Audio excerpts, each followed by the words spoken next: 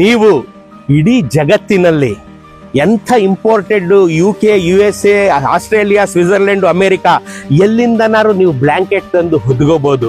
ಆದರೆ ಭಾರತದ ಕರ್ನಾಟಕದ ಹಾಲು ಮತ್ತು ಜನಾಂಗದ ಒಬ್ಬ ಕುರುಬ ತನ್ನ ಕೈಯಿಂದ ತನ್ನ ಬೆವರು ಬಸಿದು ನೇಯ್ದಂತ ಈ ಕಂಬಳಿಯ ಮುಂದೆ ಸರಿಸಮಾನವಾಗಲಾರದು, ಎಂದಿಗೂ ಸರಿಸಮಾನವಾಗಲಾರದು. ಕರಿಯ ಕಂಬಳಿ ಗದ್ದಿಗೆ ಮಾಡಿ ಬೀರದೊಳ್ಳ ತಂದಿಳಿದಿದೆವೋ.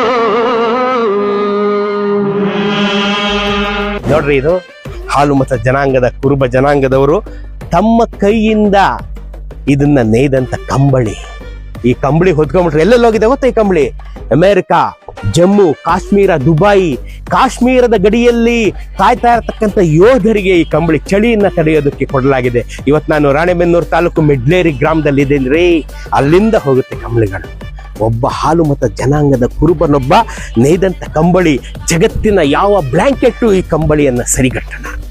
ಹಾಲು ಮತ್ತು ಜನಾಂಗದವರಿಗೆ ನನ್ನ ಹೃದಯಪೂರ್ವಕ ನಮನ.